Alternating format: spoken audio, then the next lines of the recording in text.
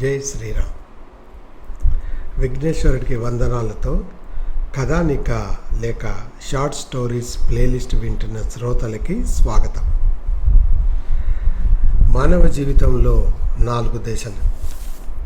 తల్లి కడుపులో ప్రాణం పోసుకొని భూమి మీద పడ్డప్పటి నుంచి మొదలైన బాల్యం, తరువాత యవ్వనం, ఆ తర్వాత వచ్చే కౌమార్యం మరియు వృద్ధాప్యం.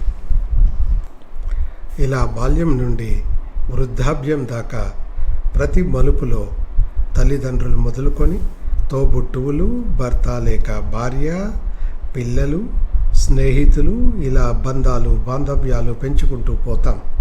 కాలచక్రంలో మనం ఏర్పరచుకున్న బంధాలు కాలగతిలో ఒక్కొక్కటికి దూరమవుతూ ఉంటాయి.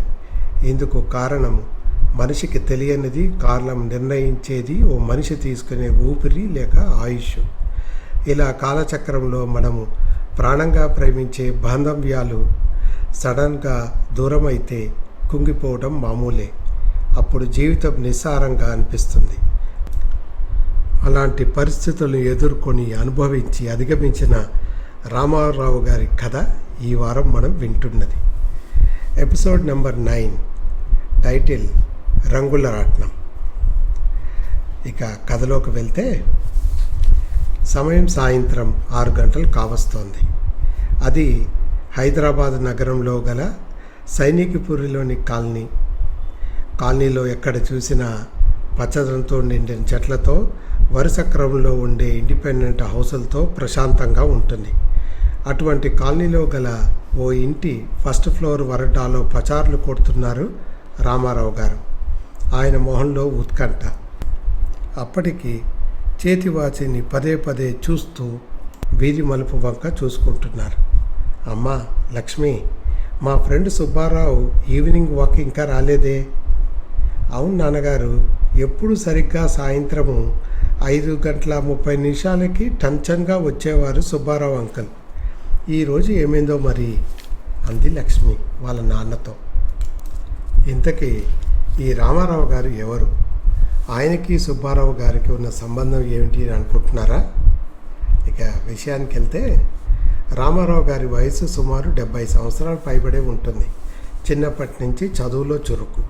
తను ఎంచుకున్న ఇంజనీరింగ్ రంగంలో దేశం గర్వించే NIT ఇన్స్టిట్యూట్లో పట్టా పొంది ONGCలో కెరీర్ మొదలుపెట్టి తర్వాత కువైట్లో ప్రభుత్వ రంగంలోని రిఫైనరీలో మేనేజర్గా ఎన్నో దశాబ్దాలు గడిపాడు. ఎప్పుడూ బిజీగా ఉండే రామారావు గారు ఇండియాకు రావడం కూడా అరుదే. దానితో బంధువులతో సత్సంబాలు తక్కువనే చెప్పాలి. వరుసకు ఓ అక్క అయ్యే తయారు ఒకటి అంటేనే ఇష్టం బంధువర్గంలో రామారావు గారికి. కాలచక్రంలో రామారావు గారు తన 60 సంవత్సరాల వయసులో తల్లిదండ్రులను కోల్పోయారు. అప్పుడు తన సతీమణి రామలక్ష్మి తల్లిదండ్రులను కోల్పోయిన తనను ఓదార్చి కొండంత అండగా ఉంది. కాలగమనంలో పెద్దవాళ్ళైన తల్లిదండ్రులు చనిపోవటం సర్వసాధారణమని సరిపెట్టుకున్నాడు. కాకపోతే రామారావును కృంగదీసింది 20 సంవత్సరంలో ప్రపంచాన్ని తన విషకోరలతో సంధించి లక్షలాది మందిని పొట్టన పెట్టుకున్న కోవిడ్ మహమ్మారి బారిన పడినప్పుడు. ఆ రోజు రాత్రి రామారావు గారి జీవితంలో కాలరాత్రి అనే చెప్పచ్చు. అంతకు వారం క్రితం తనకు తన భార్య రామలక్ష్మి ఓ రోజు జ్వరంతో మొదలైంది. కోవిడ్ టెస్ట్ చేసుకుంటే ఇద్దరికీ పాజిటివ్ అని తేలింది. కోవిడ్ ఫస్ట్ వేవ్ ఉన్న ఆ రోజుల్లో అన్ని దేశాల్లో మాదిరి కువైట్లో కూడా ఆంక్షలు ఉన్నాయి. అంబులెన్స్లు వచ్చి తనను రామలక్ష్మిని తీసుకొని వేర్వేరు హాస్పిటల్లో అడ్మిట్ చేశారు. గల్ఫ్ దేశంలో మగవారికి ఆడవారికి హాస్పిటల్స్ సపరేట్గా ఉంటుంది. మొబైల్లో మాట్లాడుకోవడమే తప్ప ఒకరి గురించి ఒకరికి సమాచారం లేదు. రామలక్ష్మి పరిస్థితి పగవారికి కూడా రాకూడదు. చుట్టూ తెలియని మొహాలు. అప్పుడప్పుడు వచ్చి చూసే నర్సులు, డాక్టర్లు. వాళ్ళు మాట్లాడే అరబిక్ భాష తనకు అసలు తెలియదు. కట్టుకున్నవాడు పక్కన లేరు. మొదట్లో ఈయనతో మొబైల్లో మాట్లాడేది. ఆ తర్వాత తనకి ఆయాసం ఎక్కువ అవడంతో డాక్టర్ గారి అడ్వైజ్తో తన మొబైల్ లాగేసుకున్నారు. అలా కొన్ని రోజులు గడిచాయి. ఓ రోజు రాత్రి మెలకువ వచ్చింది రామలక్ష్మికి. తను ఎప్పుడూ ఉండే వార్డు నుంచి ఎమర్జెన్సీ వార్డుకు తెచ్చినట్లున్నారు. తన మొహం అంతా గొట్టాలతో నిండి ఉంది. డాక్టర్స్ మొహంలో కంగారు. పరిస్థితి అర్థమైంది రామలక్ష్మికి. అది తన చివరి గడియలని. దేశం కాని దేశంలో ప్రక్కన తన వాళ్ళంటూ ఎవరూ లేక చావు తరుముకుంటూ వస్తుందని తెలిసాక ఎంత వేదన పడిందో రామాయేమో. వారం రోజులకి తను కోవిడ్ నుంచి బయటపడ్డాడు. కానీ ఓసారి తన మొబైల్కు రాజ్యలక్ష్మి ట్రీట్ చేసే డాక్టర్ నుంచి ఫోన్. ఆస్మా పేషెంట్ అయిన రాజ్యలక్ష్మి కోవిడ్కు బలైందని తనకు చివరి చూపుగా ఓసారి చూపించి గవర్నమెంట్ హెల్త్ అఫీషియల్సే రామలక్ష్మిని ఆ దేశంలోనే ఎక్కడో మారుమూల ప్రాంతాల్లో పూడ్చి చేశారు. ముస్లిం దేశంలో హిందువుల దహన సంస్కరణలకు వీలుండదు. కోవిడ్ ప్రబలంగా ఉన్న ఆ రోజుల్లో ఇండియాలో చదువుకుంటున్న వాళ్ళ ఏకైక కూతురు లక్ష్మికి వాళ్ళ అమ్మని చివరి చూపు చూసే భాగ్యం కూడా కలగలేదు. భార్యను కోల్పోయిన రామారావు గారి పరిస్థితి చాలా దయానీయంగా ఉంది. తన భార్య రామలక్ష్మి ఎప్పుడూ అనేది, ఏమండి రిటైర్ అయ్యారు, ఆ దేవుడి దయ వల్ల అందరితో పోలిస్తే కాస్త ఎక్కువ ఆస్తే కూడబెట్టాం. ఉన్న ఒక అమ్మాయి లక్ష్మి పెళ్లి కూడా చేసుకుంది. మనకు ఏ బాధ్యతలు లేవు. పైగా మన అమ్మాయి లక్ష్మి కూడా ఇండియాలోనే ఉంది. డబ్బుల వేటను మాని ఇండియాకి తిరిగి వెళ్దామండి అని. కానీ తనే ఏదో సాకు చెబుతూ తన రామలక్ష్మి నోరు మూయించేవాడు. కానీ ఇప్పుడు తెలుసుకున్నాడు రామలక్ష్మి విలువ. తన సంపాదించిన కోట్లు వైదిక ధర్మాలను ఎంతో నమ్మే తన భార్య రామలక్ష్మికి చనిపోతే కనీసం దహన సంస్కరణలు కూడా చేయలేకపోయానని వెంటనే చేస్తున్న ఉద్యోగానికి రిజైన్ చేసి పుట్టడి దుఃఖంతో ఇండియాకు తిరిగి వచ్చి సైనికపూర్లో ఉండే తన ఒక్కగానొక కూతురు లక్ష్మి ఇంట్లోనే ఉంటున్నారు రామారావు గారు. లక్ష్మి భర్త నిఖిల్ చాలా మంచివాడు. తన మావగారి పరిస్థితిని అర్థం చేసుకొని రామారావు గారు తన దుఃఖం నుంచి కోలుకోవడానికి లక్ష్మితో పాటు ప్రయత్నిస్తుండేవాడు. అలా రోజులు గడుస్తుండగా ఓ రోజు సాయంత్రం మనవడితో కలిసి వాకింగ్ చేయడానికి ఇంటి పక్కన ఉన్న పార్క్కి వెళ్ళారు రామారావు గారు. ఈ మధ్య నవ్వటం మర్చిపోయిన ఆయన ఎవరినో వెంటబెట్టుకొని సంతోషంగా కబుర్లు చెబుతూ ఇంటికి తిరిగి వచ్చారు. రాగానే, అమ్మా లక్ష్మి, గుర్తుపట్టావా సుబ్బారావు అంకుల్ని? నా చిన్ననాటి ప్రాణ స్నేహితుడు. నీకు గుర్తుందా? నువ్వు ఫస్ట్ స్టాండర్డ్లో చదివేటప్పుడు నీతో పాటే చదువుకున్న చందర్ వాళ్ళ ఫాదర్ కూడాను. ఇన్ని రోజుల తర్వాత వీడు నాకు పార్కులో కనిపించాడు అని సంతోషంగా చెబుతున్న నాన్న రామారావు గారిని చూసి చిరునవ్వుతో చూసింది లక్ష్మి సుబ్బారావు గారిని. జీవితంలో తను కోల్పోయాడనుకున్న చిన్ననాటి స్నేహితుడు సుబ్బారావు దక్కాడని రామారావు సంతోషానికి అవధులు లేవు. దినం తప్పకుండా ప్రతిరోజు సాయంత్రం 5 గంటలకి సుబ్బారావు రామారావు ఇంటికి రావడం, ఇద్దరూ పిచ్చాపాటి కబుర్లు చెప్పుకుంటూ ప్రక్కనే ఉన్న పార్కులో వాకింగ్ చేయడం దినచర్యగా మారింది.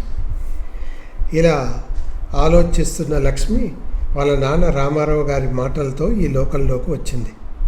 అమ్మా, వాడు నా మొబైల్కి రెస్పాండ్ చేయడం లేదు. ఓసారి చందర్ నంబర్ ఉంటే ఫోన్ చేసి వాళ్ళ నాన్న గురించి కనుక్కో అంటున్నారు రామారావు గారు. సరే నాన్న అని లక్ష్మి చందర్ని కాంటాక్ట్ చేయగా చందర్ నుంచి వచ్చిన సమాచారం విని విస్మయానికి గురైంది లక్ష్మి.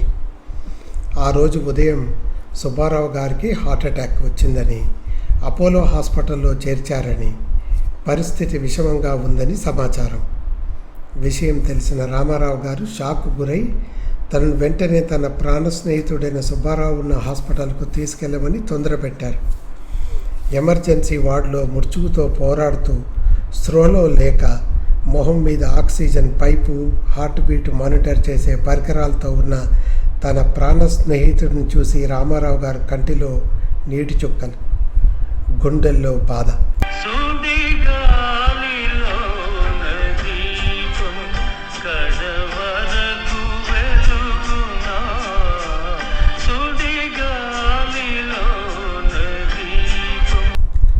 హాస్పిటల్ నుంచి వచ్చినప్పటి నుంచి రామారావు గారి మనసులో లేదు. తన భార్య రామలక్ష్మిని కోల్పోయి వచ్చినప్పటి నుంచి స్తబ్దువుగా ఉన్న తన జీవితంలో సుబ్బారావు ఆశాకిరణంలాగా ప్రవేశించాడు. అలా స్నేహితుడి గురించి ఆలోచిస్తూ ఆ రోజు రాత్రి నిద్రపోలేదు రామారావు గారు. తెల్లవారు జామున్నే దుర్వార్త. సుబ్బారావు గారు ఆ రాత్రి కనుమూశారని వారి అబ్బాయి చందర్ నుంచి ఫోన్. విషయం తెలుసుకున్న రామారావు గారి నోటి నుంచి మాట రాలేదు. సుబ్బారావు గారి అంత్యక్రియలు చూసి వచ్చినప్పటి నుంచి రామారావులో మార్పు. తెల్లవారితే స్నానం చేయడం మానేశారు. బట్టలు మార్చుకోవడం లేదు. షేవింగ్ చేసుకోవడం మానేశారు. 10 సార్లు పిలిస్తేనే వచ్చి 4 మెతుకులు తింటున్నారు. మనవడు వచ్చి తాత అని పలకరించినా వినిపించుకోక ఎప్పుడు ఏదో ఆలోచన. ఇలా గడుస్తున్న రోజుల్లోనే రామారావు గారు ఎంతో అభిమానించే వైజాగ్లో ఉన్న వరుసకు అక్క అయిన తయారు గారు చనిపోయిందనే వార్త. ఆ వార్త వినగానే రామారావు గారు హతాశులయ్యారు. ఎక్కువ ఆయుష్ ఇచ్చి తనకు దేవుడు అన్యాయం చేశాడు.